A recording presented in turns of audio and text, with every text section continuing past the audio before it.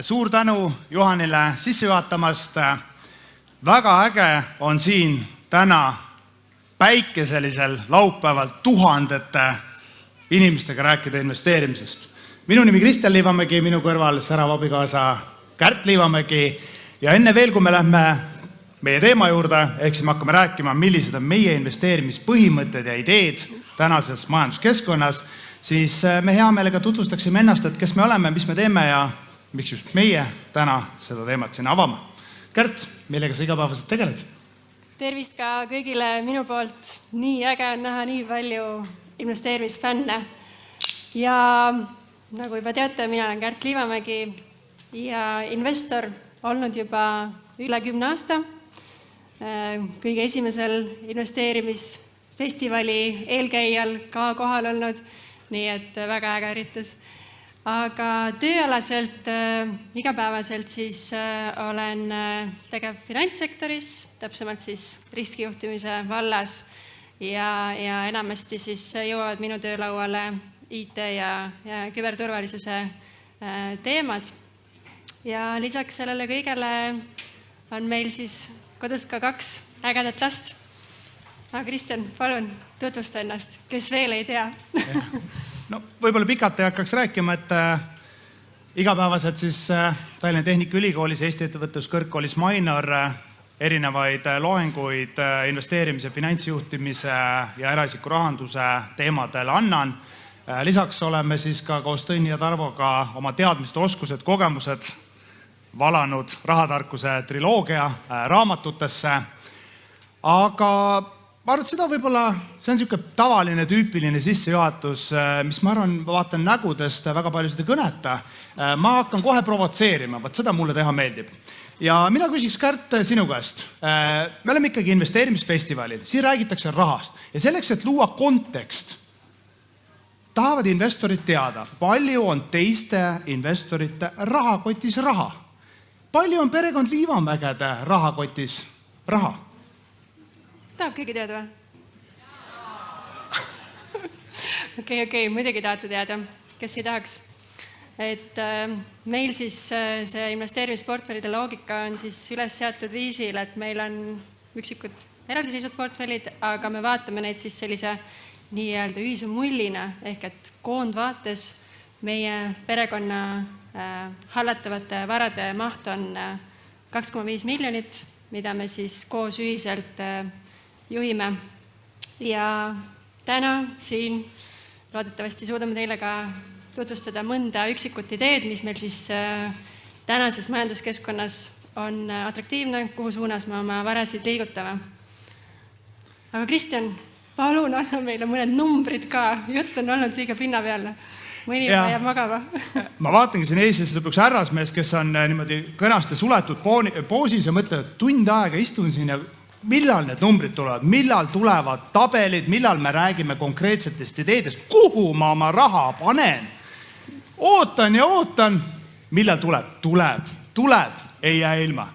Nii et liigume siis kohe asja juurde, hakkame vaatama erinevaid ideid, mõtteid, kuhu meie siis oma kapitali oleme suunanud ja mis võiksid olla tänases majanduskeskkonnas huvitavad ideed ka teistele kaalumiseks. Ülesehitus on selles mõttes lihtne, lähme varaklassi põhiselt, alustame siis võlakirjadest, seejärel liigume kinnisvarasse ja lõpetame aktsiaturgudega.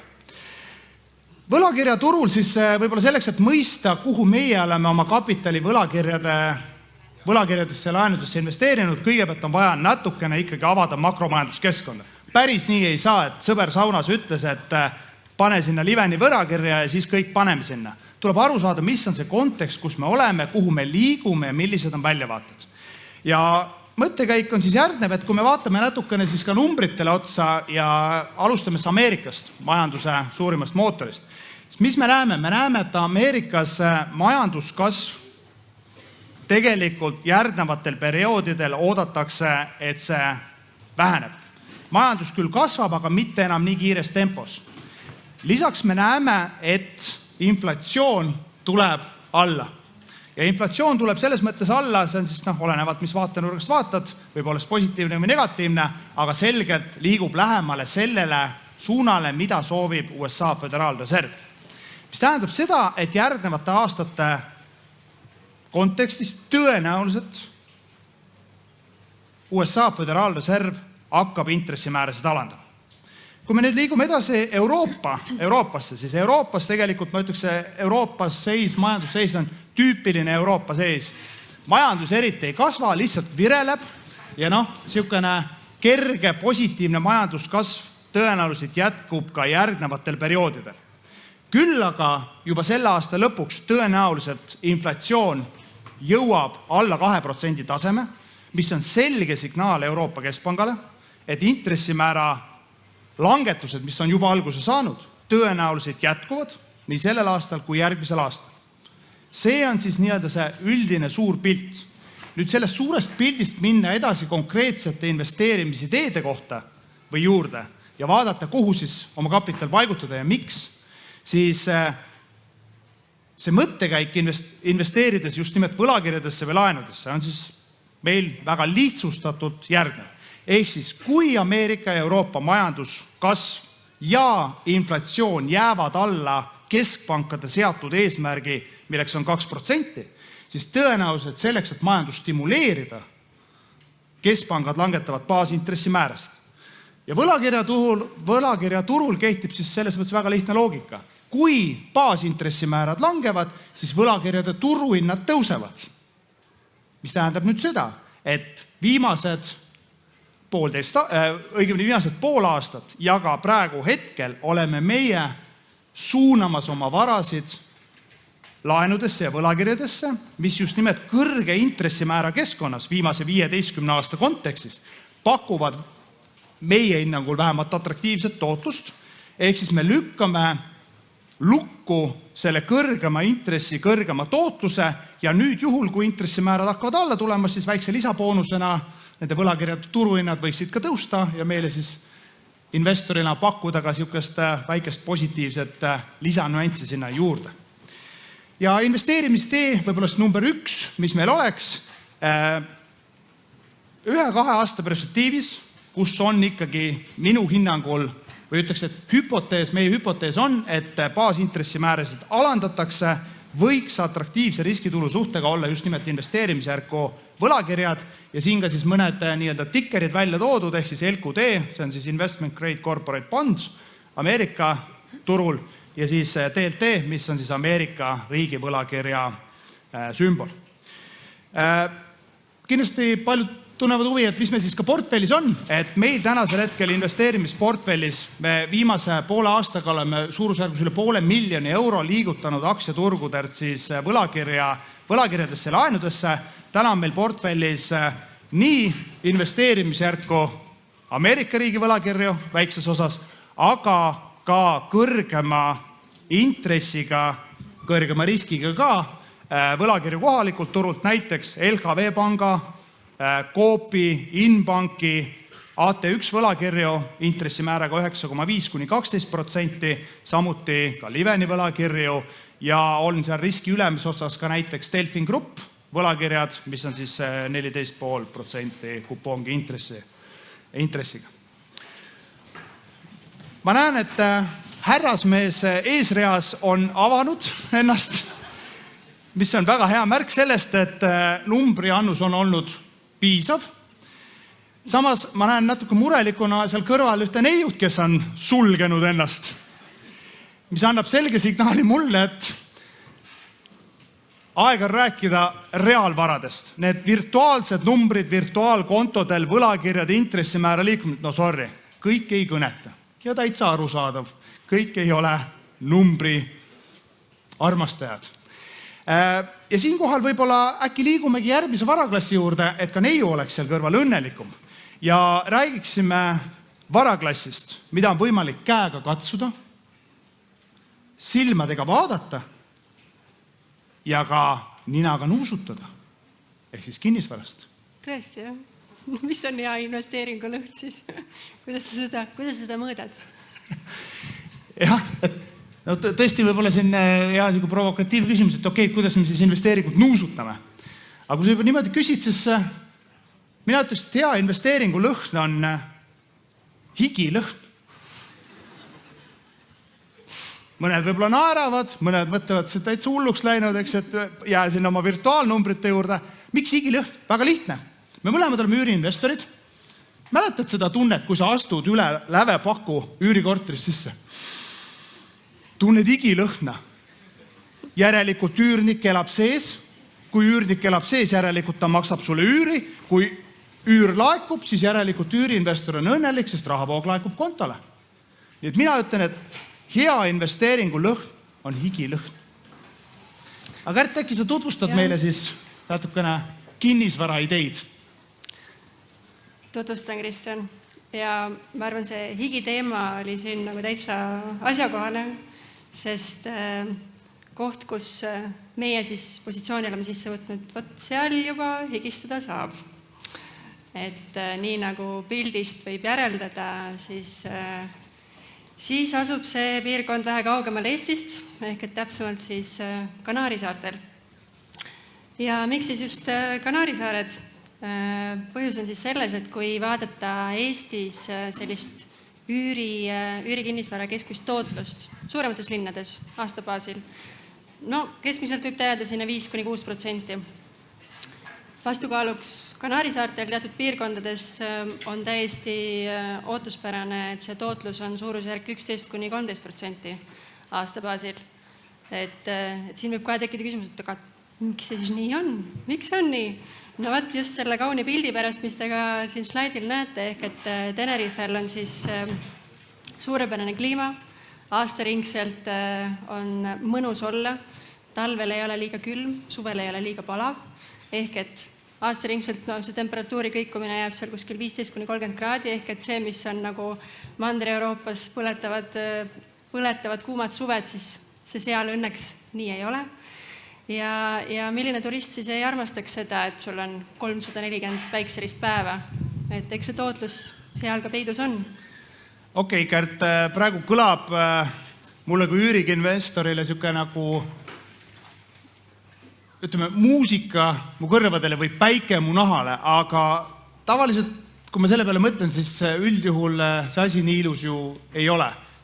Kas me võtame niimoodi, et okei, tahaks ka võtta, eks ju, tahaks ka siukest üüritootlust, aga samas seal ju see kinnisvara maksab.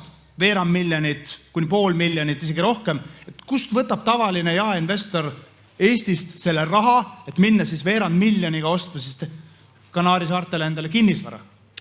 Ja ei, Kristjan, sul on täiesti õigus. Need numbrid, mis sa välja käisid, et lihtsalt tootuste juhtimise mõttes ka, et eks suure tõenäosusega, eks see tiket on kuskil sealt 200 000 ja ülesse poole, millega siis mõne objekti paremas piirkonnas kätte saaks. Aga heale investorile kohaselt ei vedele kunagi raha piisavalt kontol, kõik on ära investeeritud ja nii ka selle projekti puhul siis oleme meie kaasanud kapitali, kuidas me siis oleme seda teinud ja selles mõttes on see täiesti võimalik finantseerida Eestist pärit kodulaenuga näiteks. Kui sul on Eestis piisavalt võimalik laenutagatisena panna Eestis olevat kinnisvara, siis saad selle tagatisel laenu ja selle eest siis saab soetada kusagil meelepärases piirkonnas maailmas, kus iganes, endale kinnisvara, mis ei ole siis konkreetse laenu tagatis. Ehk et jaa, täpselt nii see on. Sa tahad öelda mulle, et ma võin minna käed taskus 0 eurot Kanaari saartele öelda, siin päike paistab, mulle meeldib aastaringselt. Üüritootlus on, brutotootlus on suurusjärgus 2 korda kõrgem kui Eestis aastaringselt keskmisena ja seda on võimalik finantseerida siis nutikalt ka Eesti kodulaenuga. Täpselt nii, et selle kõige siis eeldus on siis see, et nii-öelda lihtsustatult võiks öelda, et te võtate oma Eestis asuvalt kinnisvaralt lihtsalt selle oma kapitali välja ja paigutate selle siis omale meelepärasesse piirkonda maailmas, kus iganes see on. Ehk et just kui liigutate tükikest Eestimaad, kuhu iganes te soovite. Et seejuures jätate alles oma Eesti kinnisvaraportfelli, toetate Eestis tegutsevaid pankasid ja kõik on rõõmsad. Okei. Ma siinkohal ikkagi pean natuke provotseerima ja küsima, et Kärt, siin on kenad pildid, Tukirand, Maskamäed. Kas see päriselt on nii lihtne? Kas päriselt on nii lihtne, et istun kohe lennuki peale, lähen sinna, ütlen, ops, vaat see mulle meeldib, tahan tukirannas vedeleda, andke mulle. Mingid riski, midagi ju peab olema või see käibki nii lihtsalt? Ei no tukirannas vedeleda on väga lihtne, sinna saavad kõik minna, aga tõesti kinnisvarapositsiooni sissevõtmine seal soovitan soojalt teha ära kodutöö, et see on tõesti erinev kinnisvaratehingutest Eestis või meie lähenaabrite juures, et no näiteks meie puhul esimesed ideed sellest projektist sündisid, ütleme, eelmise aasta sügisel ja nüüd oleme me siis jõudmas selle tehinguga lõppfaasi. Ehk et seal võtavad asjad aega, väga palju aega ja väga palju energiat ja kõigele lisaks ka raha, sest sealsed kinnisvaratehingud tihtipeale oma iseloomult on siis vähe erinevad, ehk et kui sa vaatad, mulle meeldib see objekt, see on sellise hinnaga, võib-olla suudan veel alla midagi rääkida, siis by default peaksid sa mõtlema sinna circa 10% juurde, mis läheb siis nii-öelda kaasnevateks kuludeks. Ehk et maksud ja muud täiendavad kulud, mis selle tehinguga kaasas on, mis muuhulgas on tegelikult võimalik ka finantseerida selle sama laenuga, mida te selle kinnisvara soetamiseks ostate. Ehk et tõesti, 0 sissemaksega on võimalik soetada endale mõnus talvekodu. Kõlab nagu rikka isa, vaesa isa raamatust slogan. No võt, Kristjani järgmine raamat. Aga võib-olla nüüd siis päikseliselt Hispaania kinnisvaraturult äkki veel päikselisemale aktsiaturule. Kristjan, räägi, kuidas paistab päike aktsiaturgudel? No ütleme niimoodi, et viimased 1,5 aastat on aktsiaturgudel ikkagi päike olnud päris ere ja aktsiainvestoritel on meel hea ja mitte ainult tänu selle D-vitamiinile, mis siis päikesest tuleb. Kui me vaatame selle aasta seisu aktsiaturgudest laiapõhjalised indeksid, SP500, Nasdaq 100 on teinud aasta algust üle 15% tõusu, mis on seda erakordsem, et eelnev aasta aktsiaturgudel oli ka väga tugev. Ja tavaliselt mind aktsiainvestorina teeb ikkagi natuke murelikuks see, et kui ikkagi minnakse sellises mõnusas, muhedas toonis näpud püsti kenasti uute tippude poole, siis tavaliselt seal on peidus midagi rohkemat, kui esmapilgul paistab. Ja kui me nüüd vaatame natukene sisse ja vaatame, mis siis aktsiaturgude fundamentaalne võib-olla tervis võiks olla või vähemalt mingisugune lihtsustatud lähenemine, siis kui me vaatame fundamentaalselt näiteks SP500 indeksile otsa, siis mis me näeme? Me näeme seda, siin all on kenasti ka välja toodud, et viimase 140 aasta keskmine P-suhe, mis siis väga lihtsustatud näitab seda, mis on aktsia hinna ja kasumi suhtarv, on pea 16 SP500 indeksi puhul. Tänasel hetkel me oleme pea 2 korda kõrgemal hinnatasemel. Väga lihtsustatult, teie investorina maksate 2 korda kõrgemat hinda nende kasumite eest, mida ettevõtted teile teenivad. Sama signaali tegelikult me saame nii price to sales suhtarvult kui ka price to book suhtarvult, mis näitavad selgelt, et kuidas öeldes, turg ei ole väga odav. Vastupidi, mina ütleks, et turg on pigem kallis. Aga Kristjan, sa oled imehea rääkimaks keerulistest asjadest lihtsate sõnadega. Äkki teed seda ka nüüd? Mida sellest öelda tahtsidki? Ma vaatan see kõrval istuvad mõned noorema põlvkonna investoride esindajad. Võib-olla tuua lihtsalt paralleeli selle nii-öelda lihtsa siis eluga, et mida see P-suhtarv meile näitab või selle pealt ju ei hakka niimoodi lihtsalt investeerimisotsused tegema. Väga lihtsustatult, mida see P-suhtarv meile siis nii-öelda lihtsas maakeeles näitab, tuleme korra aktsiaturgude teemale, tuleme Mustamäe turule. Mustamäe turul mõni nädal tagasi oli maasika tipphooaeg. Maasikaid, Eesti maasikaid, polka maasikaid pakuti hinnaga 5 eurot kilogrammist. Nii nagu ta on aastaid olnud. Nüüd ühtäkki maasika tipphooajal juuni lõpus te lähete turule oma lemmikmüüja juurde, Eeva juurde. Ja ta ütleb teile, kilogrammi hind maasikatel on 10 eurot. Küsid, kuidas nii? Aga nii on. Ehk siis maasikad on 2 korda kõrgema hinnaga kilogrammi kohta, kui nad kogu aeg ajalooliselt on olnud ja ka veel eile olid. Täpselt sama analoogia on praegu Ameerika turul siis. Need kasumid, mida teie investorina teenite, mis on teile see maasikas, müüakse teile 2 korda kõrgema hinnaga. Ja nüüd ongi teie valik, kas te maksate seda hinda või mitte. Nii et ma ei ütleks, et turud odavad on. Aga kuna me ikkagi turul käime Kärdiga koos ja Kärt on väga osav nende maasikate välja noppimises, tavaliselt valib need kõige mahlasemad, kõige paremad, kõige magusamad, siis Kärt, mis maasikaid ja mis investeerimisi teid meie siis turult täna välja nopime?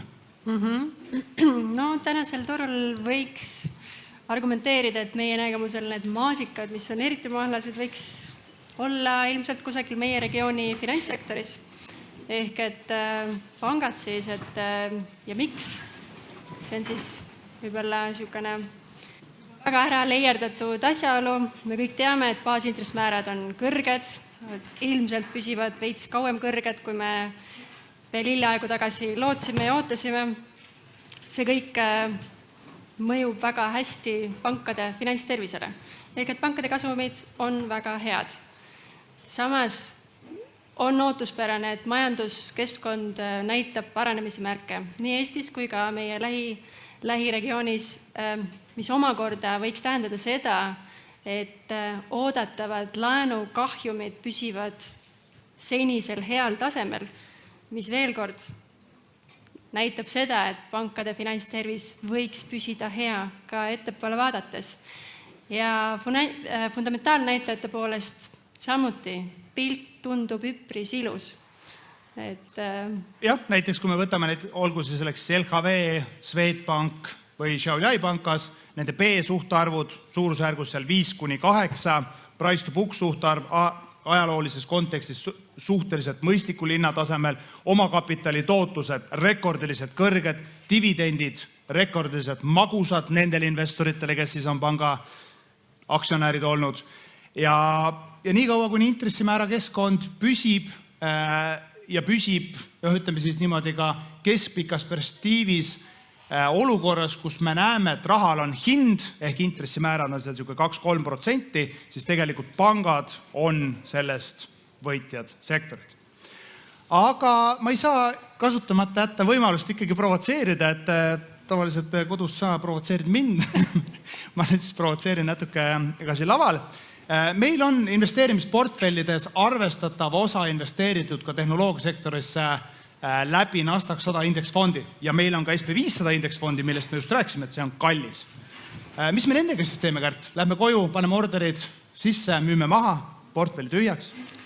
Nojah, ma võib-olla siinkohal veidi oponeeriks Kristjanile, et ta just tegi meile selgeks, et need maasikad maksavad reaalselt 2 korda rohkem. Kas need maasikad on siis 2 korda paremad? No võt, siin ma endiselt jään oma seisukoha juurde, et mina tehnoloogiasektoris lähiajal suurt õhuvällilaskmist ei usu. See võib küll tulla, aga kui me vaatame ikkagi seda kiibilainet, mis on toimunud, et ma arvan, see tõmbab ka mõned teised tehnoloogiasektori valdkonnad kaasa endaga. Ehk et võib-olla korrektsioon väike toimub, aga ma arvan, et suurt kokkukukkumist siin vaevalt, et lähiajal näha saab ja ma arvan, et ikkagi pikas plaanis tehnoloogia usku me pigem jääme ja need indeksid meile samamoodi portfelli ilmselt alles jäävad, et likvideerima ei kikvu. Jah, nii et kui naine ütleb, et nii on, siis kõik mehed teavad, nii lihtsalt on.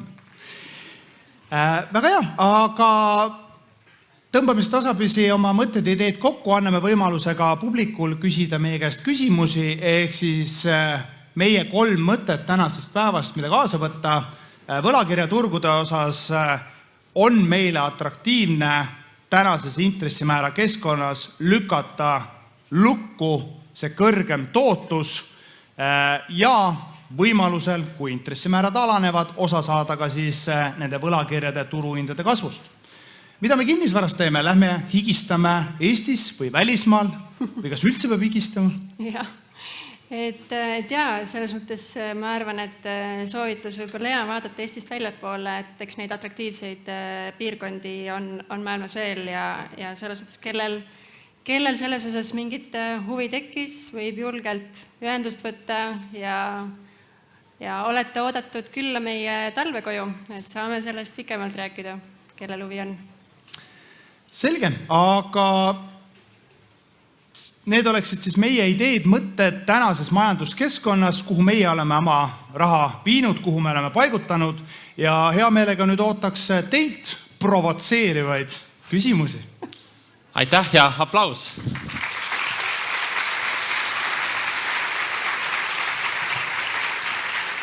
Nendest provotseerivatest küsimustest puudust ei tule. Need on väga palju, paljud peavad jääma ka eetri väliseks, aga kõige enim hääli saanud küsimus juba workshopis on siis Kärdile. Kärt, kuidas hoida naine õnnelikuna, raamatupidamine korras ja mees taltsas? Las ma pakun selle autori Marko Aalo. Ei tea. Kes julgeb omaks tunnistada, andke käega märku, saate raamatu. No vaat, eks Markol on selle raamatu esikaas juba kujundatud, et ma varsti annan ka välja selle raamatu, mille pealkiri on siis, kuidas selged, kuidas hoida naine õnnelikuna, mees taltsas ja raamatupidamine korras. Nii on. Võtke järjekorda, varsti ilmub raamat. Vastust ikkagi tahetakse. Okei, mis ma ikka keerutan. No, ma arvan, isiklikult inimesena, ma arvan, et kõige alus on ausus. Et kui sa oled aus iseenda vastu, siis sa saad aru, mis on see, mida sa elus tahad teha ja kellega koos olla ja mismoodi koos olla. Ja kui suuta see ausus ka paari suhtesse ja ka laste kasvatamisse üle tuua, siis ma arvan, see lihtsalt peegeldab ka elu teistes valdkondades. Ehk et eeskätt mõtle välja, mida sa ise tahad ja kanna see oma elu teistesse valdkondadesse edasi. See on nii ilus vastus, et ma järgmine kord, kui Maksuamet küsib, et miks majandusaasta aruanne on esitamata, siis ma ütlen selle sama lause. Ole palun aus enda vastu. Mõtle, mida sa ise tahad elult. Ja siis tuleb minu käest uuesti küsima seda. Aga jah. Nii kaua las olla nii.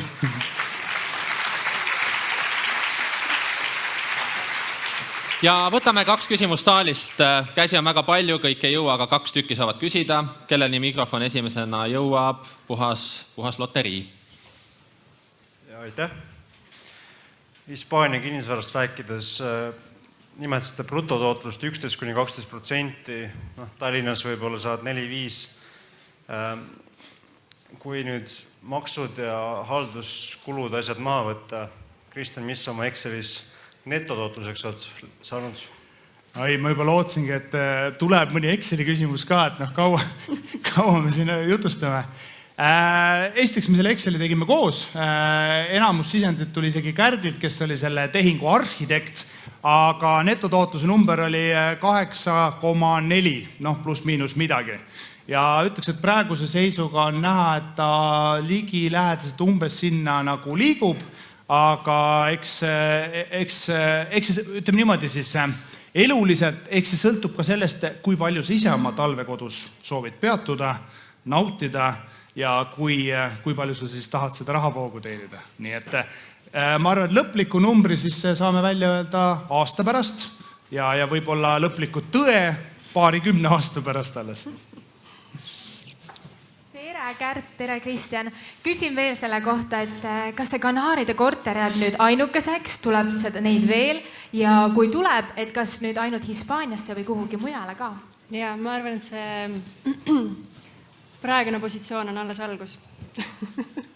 Et ma arvan, et kindlasti tuleb veel ja eks vaatame selle samm-sammult, et eks see ongi selline pikaajalisem projekt ja plaan, et ette ei rutta praegu, et üks projekt korraga, üks regioon korraga, et siis liigume võib-olla veel põnevamatele turgudele ka.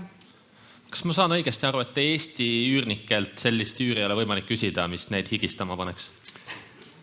Küsida on võimalik, aga sellisel juhul enam pole seda higilõhna, mida nuusutada.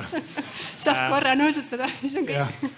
Et jah, meil selles mõttes ka tööjaotus seal, kuidas öelda siis, välisturgudel on väga lihtne, et Kärt on arhitekt ja mina käin siis higilõhna nuusutamas. Suur tänu, Kärt ja Kristjan Liivamägi. Aplaus. Aitäh teile.